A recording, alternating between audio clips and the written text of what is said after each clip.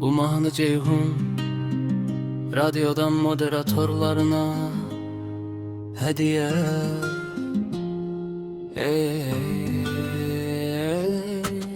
Ceyhun efiri açar, herkesi salamlayar, sesini dünyaya yayıp gönülleri fetheder.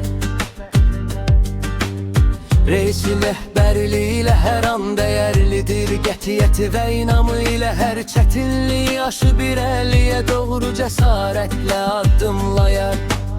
Nare güzelliğiyle her yanı ışıklandırar, güler yüzüyle etrafa neçe sevinç saçan ruh olar.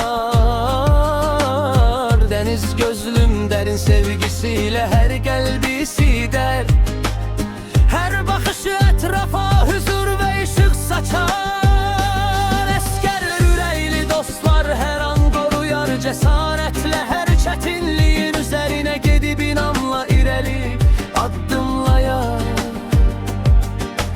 Asına cesaretiyle yollara ışık salar, enerjisiyle her yeri canlandırar, her adımıyla inamı kalbimize yazar.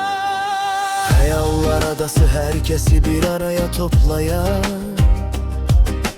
ümit dolu arzularla kalpleri okşayar.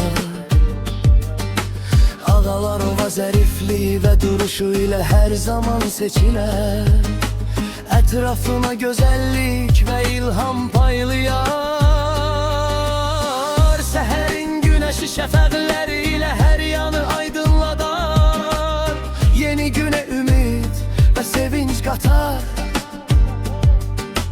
Konfor, huzuru ve rahatlığı ile herkesi kucaklayar, her anı dinç ve rahat eyleyer. Nura semaya bakıp ışık saçar, sirli ve güzel dünyasıyla könülleri okşayar. Deniz dalgaları ile sahilleri döyer, sonsuz sevgisiyle her kalbi titreder. Aksakal müdür iklimiyle yola ışık salar, değerli nasihatleriyle herkese örnek olar.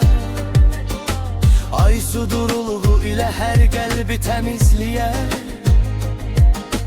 tebessümüyle etrafa parlak bir ışık saçar. Hayat güzeldir, her anını yaşamağa değer. Bu güzel dostlarla her gün bir bayram olar. Aysel zərifliğiyle etrafa sevinç yayar, her bakışıyla könülleri okşayar. Sema genişliği ve sonsuzluğu ile üfüqləri bəzəyər, hayalları göylere taşıyar. Bakkal teze semimiyeti ve lehribanlığı ile herkesin yüzünü güldürer, mühitte renk ve istiliç katar. Ceyhun radyonu dinlemeye devam edin.